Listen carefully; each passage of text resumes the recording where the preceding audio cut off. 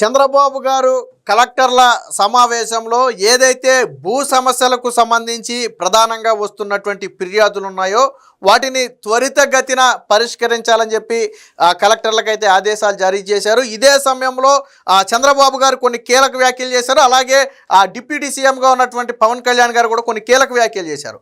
ఏంటి అంటే ఎవరైనా సరే ఈ భూముల వ్యవహారంలో వేళ్లు పెట్టి వీటిని కబ్జా చేయాలనో లేదా లిటిగేషన్ పెట్టాలనో ప్రయత్నం చేస్తే వాళ్ళ మీద పీడీ యాక్ట్ అమలు చేస్తామని చెప్పి చంద్రబాబు గారు చాలా స్పష్టంగా అయితే వార్నింగ్ ఇవ్వడం జరిగింది.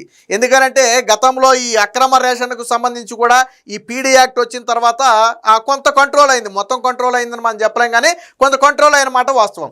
ఇప్పుడు అదే విధానాన్ని ఎవరైతే పేదల భూములు అక్రమంగా కబ్జా చేయాలని చూస్తారో లేదా వాటిని ఇరకాటంలో లిటిగేషన్లో పెట్టి వారిని వేధించాలని చూస్తారో అలాంటి వారిని ఎట్టి పరిస్థితుల్లో ఉపేక్షించేది లేదని చెప్పి చంద్రబాబు గారు చాలా స్పష్టంగా చెప్పడం జరిగింది. ఇదే సమయంలో పవన్ కళ్యాణ్ గారు కూడా మాట్లాడుతూ కొన్ని ప్రాంతాలలో రాజకీయ నేతల జోక్యం పెరుగుతుందనే ఫిర్యాదులు వస్తున్నాయని చెప్పి మాట్లాడిన నేపథ్యంలో వెంటనే చంద్రబాబు గారు కూడా కలుగు చేసుకున్నారు.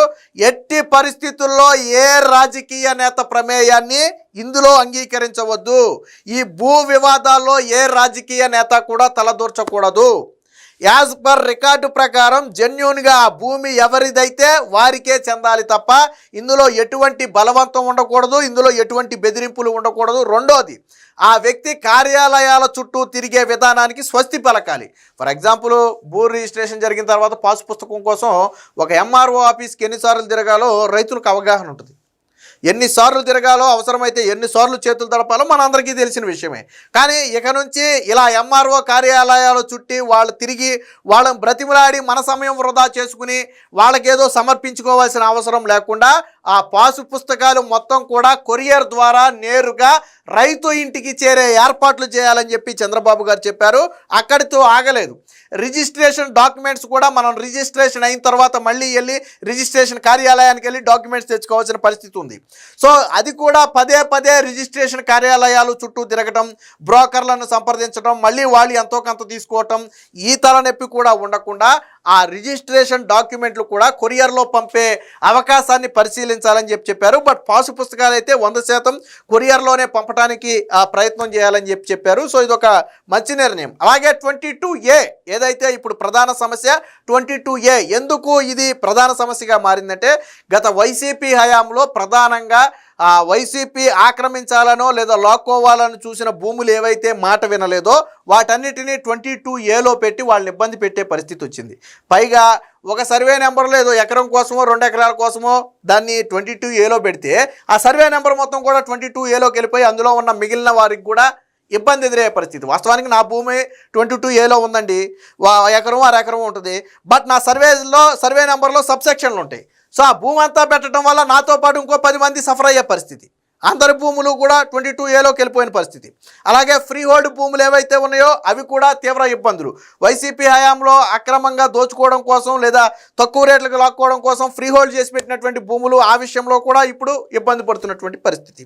సో ఇవన్నీ కూడా త్వరితగతిన పూర్తి చేయాలని చెప్పి చెప్పడం జరిగింది. ప్రధానంగా రెవెన్యూ సమస్యలు కలెక్టరు, జాయింట్ కలెక్టర్లు వీళ్ళు ప్రధానంగా వీటిని పూర్తి చేసే సమస్యలను పరిష్కరించే బాధ్యతను అయితే అప్పగించారు. దానికి సంబంధించిన వార్త వచ్చింది, ఒకసారి చూద్దాం. భూముల లిటిగెంట్లపై పీడీ చట్టం, వచ్చే భేటీలో భూ సమస్యలే తొలి ఎజెండా, పట్టాదారు పాసు పుస్తకాలన్నీ కొరియర్లోనే పంపాలి, కలెక్టర్లకు సీఎం చంద్రబాబు ఆదేశాలు, ఉత్తరాంధ్రలో రాజకీయ నేతల జోక్యం పెరిగిందన్న పవన్. సో ఇందులో ప్రధానం ఏంటంటే పీడీ యాక్ట్ ఏదైతే ఈ భూముల లిటిగెంట్ల వ్యవహారం ఉందో దీంట్లో ఎవరైతే ఇన్వాల్వ్ అవుతున్నారో వారి మీద పీడీ చట్టం ప్రయోగిస్తామని చెప్పి చాలా స్పష్టంగా చెప్పారు. తర్వాత జరగబోయే కేబినెట్ భేటీలో ఈ భూ సమస్యలే తొలి ఎజెండాగా మేము అంటే చంద్రబాబు గారు ఈ భూ సమస్యలకు ఎంత ప్రాధాన్యత ఇచ్చారు అనేది చెప్పడానికి ఇది ఒక ఉదాహరణ. గతంలో కూడా ఒక వీడియో చేసుకున్నాం. సో ఆ వీడియోలో రెవెన్యూ శాఖ మంత్రి అనగానికి కూడా స్పష్టమైన ఆదేశాలు ఇచ్చారు. 3 నుంచి 4 నెలల్లోపు ఏదైతే ఈ ఫ్రీ హోల్డ్ వ్యవహారాలు ఉన్నాయో వాటిని వెంటనే పరిష్కరించాలని, వచ్చే ఏడాది నాటికి ఆల్మోస్ట్ భూ సమస్యలన్నీ పరిష్కరించాలి, సర్వే పూర్తి చేయాలని చెప్పి స్పష్టమైన ఆదేశాలు ఇచ్చారు. ప్రతి నెల దీని మీద సమీక్షిస్తామని చెప్పారని చెప్పి మనం వీడియో కూడా చేసుకున్నాం. సో ఇప్పుడు చంద్రబాబు గారు ఎంత ఇంపార్టెన్స్ ఇచ్చారు భూ సమస్యలకి, రెవెన్యూ సమస్యలకి అనేది చెప్పడానికి ఇది ఒక ఉదాహరణ.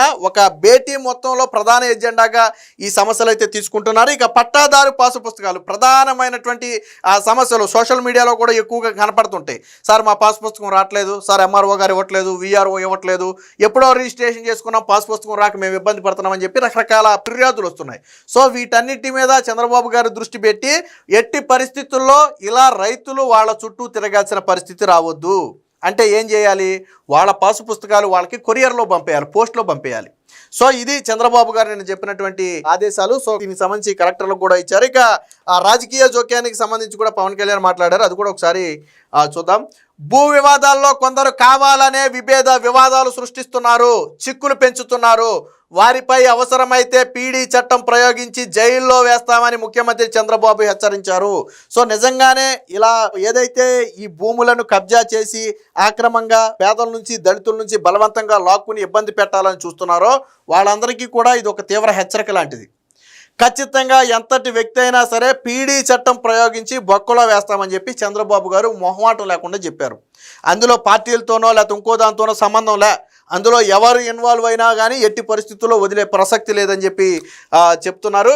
ఇక సచివాలయంలో గురువారం కలెక్టర్ల సదస్సులో రెవెన్యూ శాఖపై చర్చించారు. సీఎం మాట్లాడుతూ 22A పెట్టిన భూమి సమస్యలన్నీ త్వరగా తేల్చాలి, కొన్ని ఇళ్ళు కూడా 22A ఉన్నాయి, వాటిపై ఇళ్లలో ఉన్న వారికి హక్కులు కల్పించాలి, పట్టాదారు పాసు పుస్తకాలు కొరియర్ ద్వారా ఇళ్లకు పంపితే ఆలస్యాన్ని నివారించవచ్చు, తద్వారా రిజిస్ట్రేషన్ డాక్యుమెంట్లను కూడా కొరియర్లో పంపే అంశాన్ని పరిశీలించాలి, మళ్ళీ వాళ్ళు రిజిస్ట్రేషన్ కార్యాలయానికి రాకుండా చేయొచ్చు అని సూచించారు.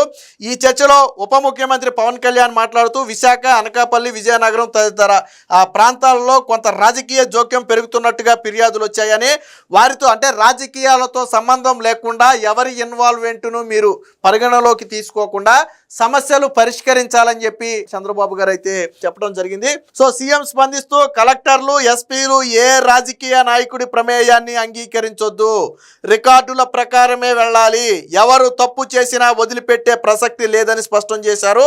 రికార్డులను డిజిటలీకరణ అవసరాన్ని కూడా మంత్రి మనోహర్ అయితే ప్రస్తావించారు. సో ఒకటి, ఇందులో టీడీపీయా, జనసేనయా, బీజేపీ అనే సంబంధం లేనే లేదు.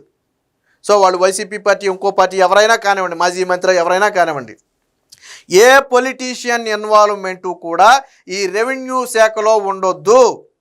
కలెక్టర్లు కానీ ఎస్పీలు కానీ అటువంటి జోక్యాన్ని మీరు అసలు పరిగణలోకే తీసుకోవద్దు. ఎంతటి వ్యక్తి అయినా సరే ఎట్టి పరిస్థితుల్లో ఉపేక్షించొద్దు. న్యాయపరంగా ఎవరికి చెందిన భూమి అయితే అది వారికే చెందాలి. ఒకరి భూమిని ఇంకొకరు దౌర్జన్యంగా బలవంతంగా బెదిరించి లాక్కోవడం కుదరదు. వైసీపీ హయాంలో జరిగింది ఇదే. కాబట్టే ప్రజలు 11 సీట్లు ఇచ్చారు. కాబట్టి అలాంటి పరిస్థితి మన ప్రభుత్వంలో ఎవరికీ రావద్దు. కాబట్టి అందరూ కూడా ఒళ్ళు దగ్గర పెట్టుకుని మెలగాలని చెప్పి చంద్రబాబు గారు హెచ్చరికలు అయితే జారీ చేశారు. ఇక జాయింట్ ఎల్పిఎంలపై జేసీలతో పరిశీలన, భూ రికార్డులు, రిజిస్ట్రేషన్లు, ఆస్తి పత్రాలన్నీ డిజిటలైజ్ చేస్తున్నాం, కీలక డాక్యుమెంట్లన్నీ కూడా క్లౌడ్లో పెడతాం, లింక్ డాక్యుమెంట్లను డేటా వేర్ హౌస్లో పెడుతున్నాం. 2019 నుంచి 24 మధ్య అప్పటి పాలకులు తమకు దక్కని భూములను 22A కింద నిషేధిత జాబితాలో చేర్చారు. అమ్ముకుందామని వెళ్లేసరికి హక్కుదారులు లబోదిబోమనే పరిస్థితి వచ్చింది. భూ సమస్యను 100% పరిష్కరించి ప్రజలకు సవ్యంగా డాక్యుమెంట్లు ఇవ్వాల్సిన బాధ్యత కలెక్టర్లదే. చాలా స్పష్టమైన క్లియర్ కట్ ఇన్స్ట్రక్షన్. భూ సమస్యను 100% పరిష్కరించి ఆ డాక్యుమెంట్లను సవ్యంగా ఎవరైతే సంబంధిత వ్యక్తి ఉంటాడో భూ యజమాని వారికి అందే వరకు చూడాల్సిన బాధ్యత జిల్లా కలెక్టర్ల మీదే ఉందని చెప్పి చంద్రబాబు గారు అయితే చెప్పారు. ఇక జాయింట్ ఎల్పిఎం భూములపై ప్రతి జిల్లాలోనూ ఒక జాయింట్ కలెక్టర్తో పరిశీలన చేయించి నిర్దిష్ట గడువులోగా ఈ సమస్యలన్నీ కూడా పరిష్కరించాలని చెప్పారు. ఇక పెండింగ్లో ఉన్న పట్టాదారు పాస్ పుస్తకాలను వెనువెంటనే జారీ చేయాలని, రికార్డుల నవీకరణలో నమోదైన చోట నుంచే నేరుగా హక్కుదారులకు కొరియర్లో పంపాలని, అంటే ఎక్కడైతే ఆ భూమి రిజిస్ట్రేషన్ అవుతుందో, ఏ ఏరియాలో అవుతుందో, సో అక్కడి నుంచే నేరుగా ఆ పాసు పుస్తకాలను కూడా సంబంధిత దారుడికి పంపాల్సిన బాధ్యతను తీసుకోవాలని, పైగా ఎంఆర్ఓ కార్యాలయాలు, విఆర్ఓ కార్యాలయాలు కార్యాలయాల చుట్టూ తిరిగే అవసరం లేకుండా ఒకసారి రిజిస్ట్రేషన్ అయిపోతే ఆ వ్యక్తి పాసు పుస్తకం ఆ వ్యక్తికి వస్తుంది అనే భరోసా కల్పించాల్సిన బాధ్యత కూడా కలెక్టర్ల మీద ఉందని చెప్పి చంద్రబాబు గారు అయితే చెప్పారు. మొత్తంగా రాష్ట్రంలో వైసీపీ హయాంలో మనం గతంలో మాడుకున్నాం, దాదాపుగా 5.5 లక్షల దరఖాస్తులు వచ్చాయి. ఈ రెవెన్యూ సమస్యల మీద ఈ కూటమి ప్రభుత్వం వచ్చిన 17-18 నెలల్లో వచ్చిన మొత్తం దరఖాస్తుల సంఖ్య 5.5 లక్షల దరఖాస్తులు. అందులో ప్రధానంగా ఫ్రీ హోల్డ్ భూములు కావచ్చు, 22A కావచ్చు, లేదా జగనన్న సర్వేలో జరిగినటువంటి అవకతవకలు, అంటే ఎకరం ఉన్న వ్యక్తికి అరెకరం రావటం, లేదా 70-80 సెంట్లు రావటం, ఇలా భూమి తగ్గింది అని వచ్చినటువంటి దరఖాస్తులే 1,00,000 పైన ఉన్నాయి. సో వాటన్నిటినీ కూడా చంద్రబాబు గారు అయితే పరిష్కరించాలని చెప్పారు. మొత్తంగా రెవెన్యూ సమస్యలకైతే చంద్రబాబు గారు పెద్దపీట వేశారు. అటు రెవెన్యూ విషయంలో ఎవరి జోక్యాన్ని కూడా సహించవద్దు, న్యాయపరంగా ఎవరికైతే ఆ భూమి చెందుతుందో వారికే ఆ పూర్తి హక్కులు కూడా చెందాలనేది నిన్న చంద్రబాబు గారు కలెక్టర్ల సమావేశంలో చెప్పినటువంటి మాట.